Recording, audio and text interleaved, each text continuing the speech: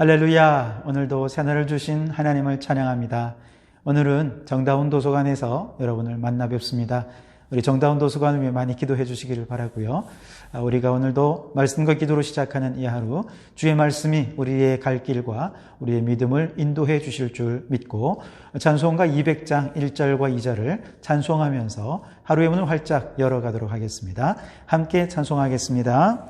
달고 오묘한 그 말씀, 생명의 말씀은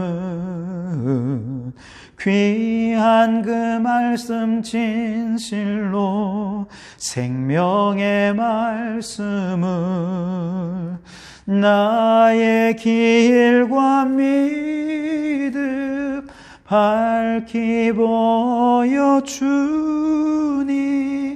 아름답고 귀한 말씀 생명샘이로다.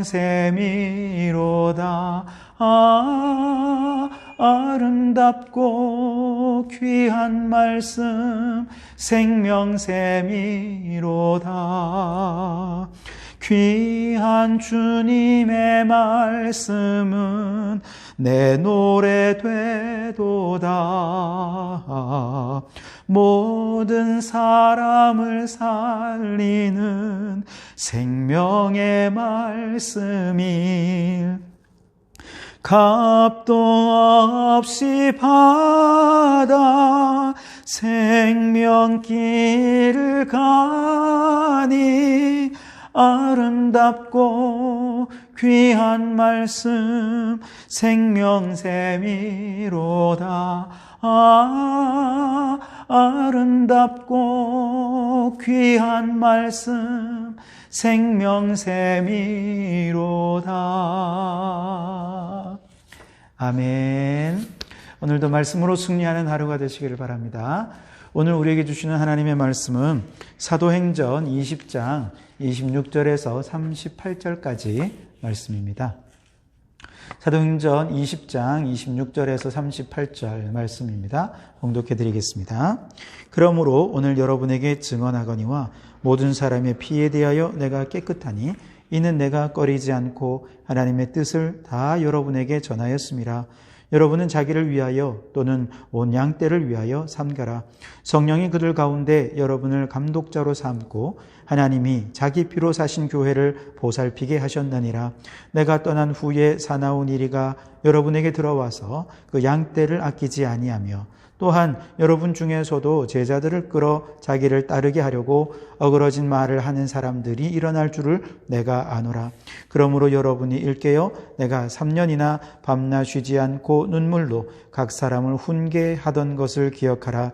지금 내가 여러분을 주와 및 그 은혜의 말씀에 부탁하노니 그 말씀이 여러분을 능히 든든히 세우사 거룩하게 하심을 입은 모든 자 가운데 기업이 있게 하시리라.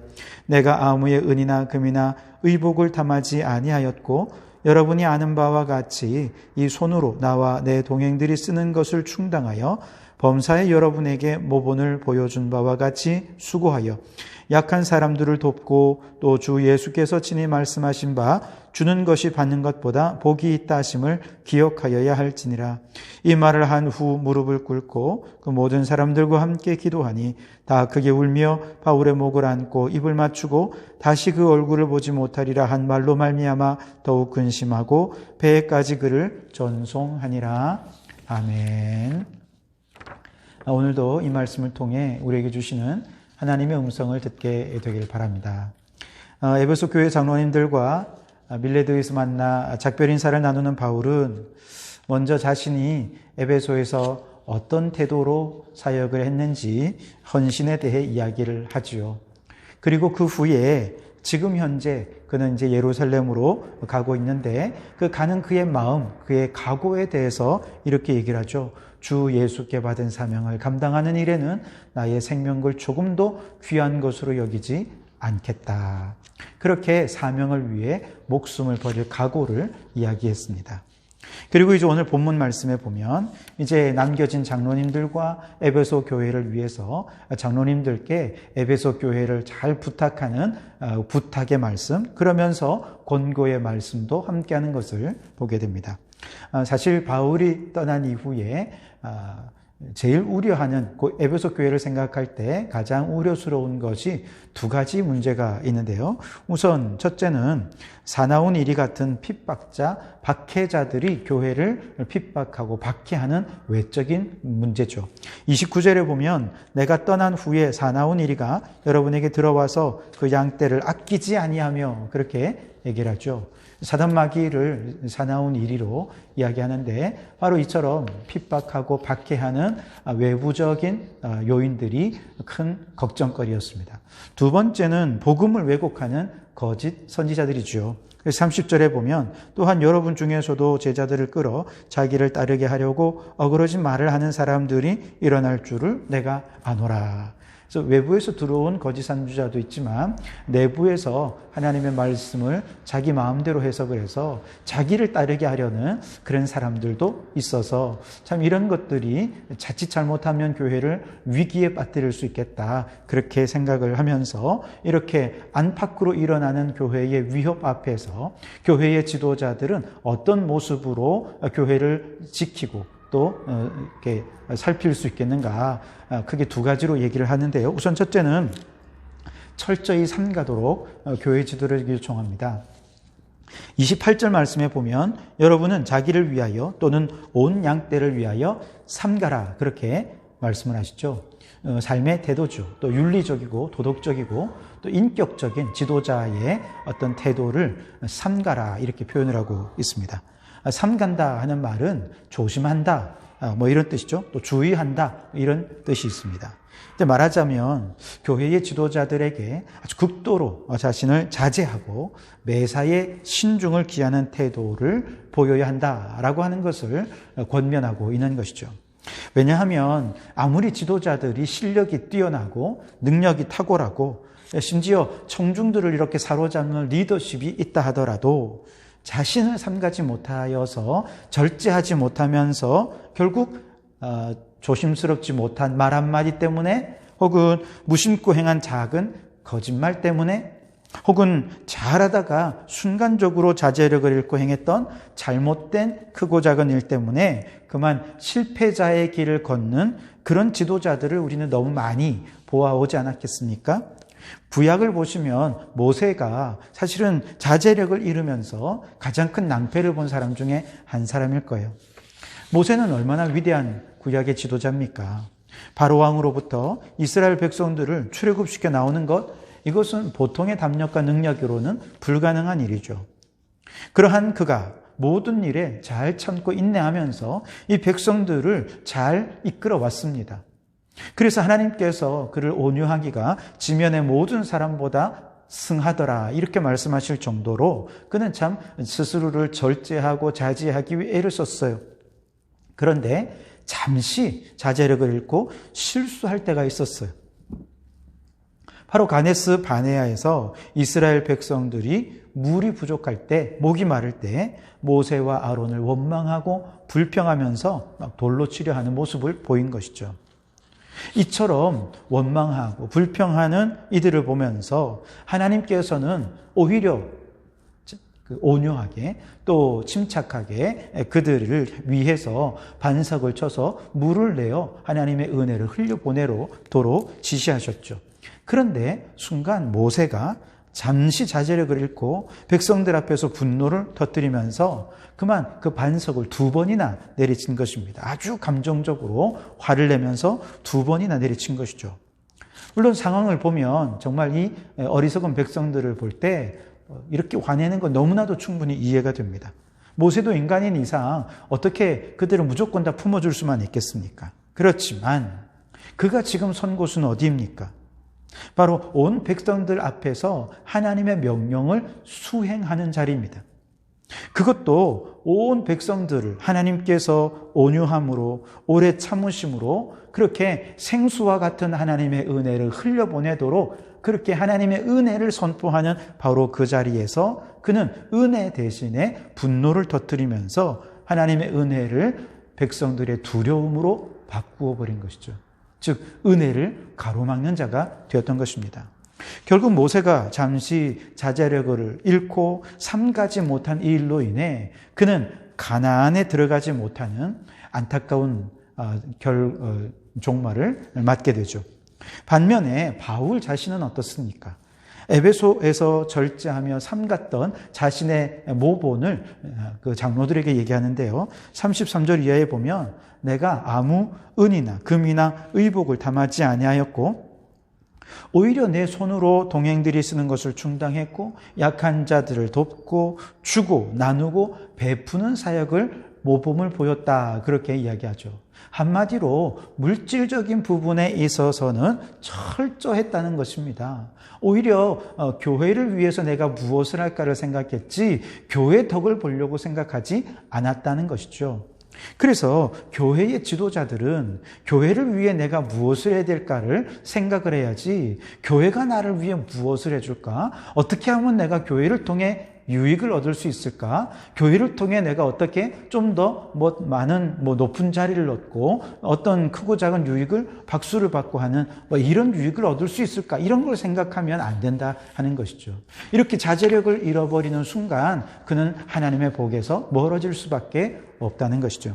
그래서 교회의 지도자들은 극도의 조심성과 자제력을 가지고 하나님의 은혜를 나타내는 자가 되어야지 은혜를 나타내어야 할 그 자리에서 인간의 욕심을 나타내거나 혹은 사람들에게 두려움을 조장하거나 이렇게 한다면 결국 하나님이 예비해 두신 복을 잃어버릴 수밖에 없을 것입니다. 특별히 바울이 얘기했던 것처럼 교회의 지도자들은 재정의 문제에 있어서는 누구보다 철저하게 삼가야 하는 것이죠.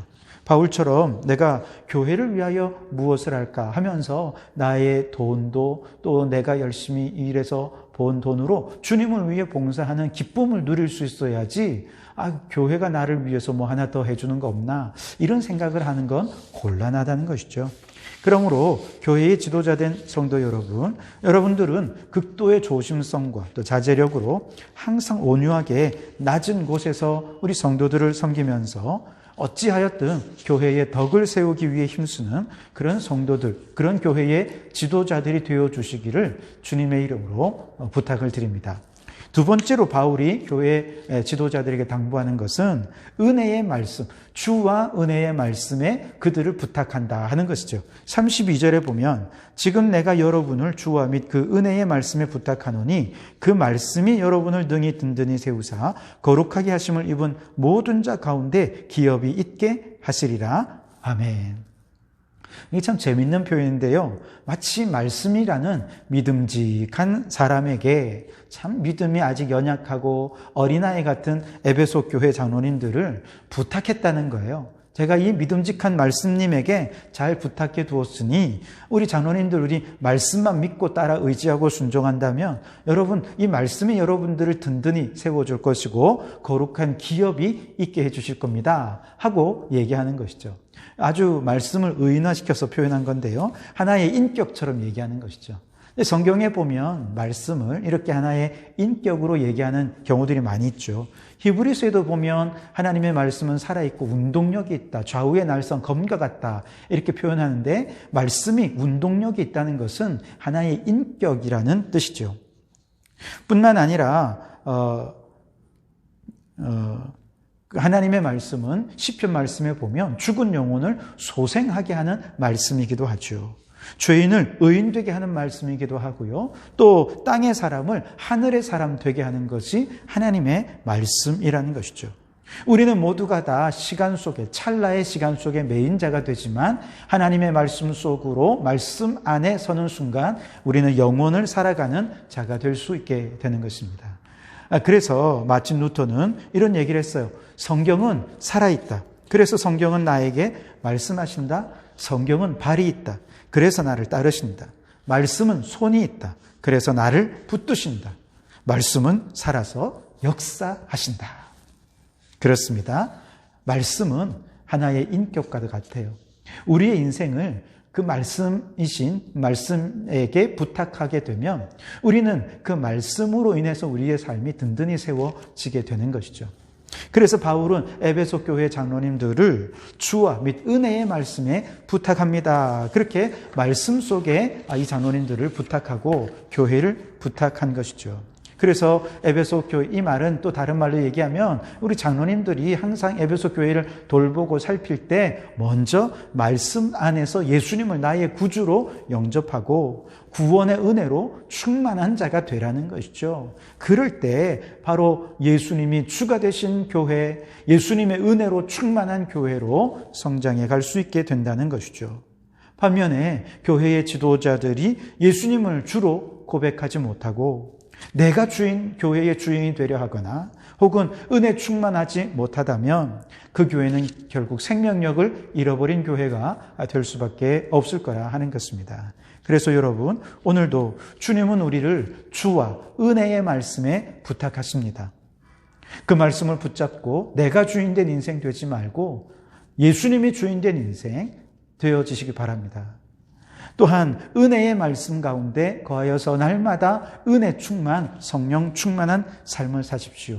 그러면 그 말씀이 우리를 일으켜 세우고 그 말씀이 우리를 소생케 하고 그 말씀이 우리를 기업이 있게 해 주실 것입니다.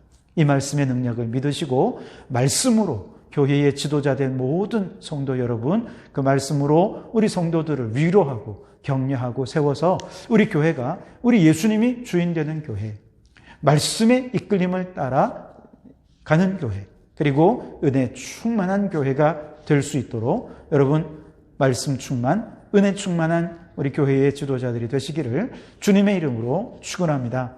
기도하시겠습니다. 하나님 아버지 감사합니다. 오늘도 이 아침 말씀과 기도로 하루를 활짝 열게 해 주시니 감사합니다. 하나님, 우리의 삶에는 너무나도 많은 위기와 위협이 있음을 봅니다.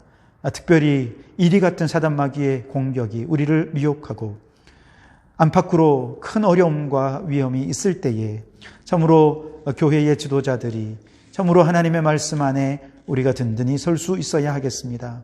교회의 지도자들이 먼저 영적으로 삼가는 삶을 살게 해주시고 도덕적으로 윤리적으로 또 자제력을 잃지 않고 늘 온유하게 주님의 말씀에 순종하며 살아갈 때 교회는 든든히 세워지고 성도들은 믿음 안에 온전히 서게 될 줄 믿습니다. 하나님, 우리 성도교회가 그렇게 좋은 교회의 지도자들로 말미암아 교회다운 교회로 은혜 충만 성령 충만한 교회로 세워져 가게 도와주시옵소서. 예수님 이름으로 기도하옵나이다. 아멘.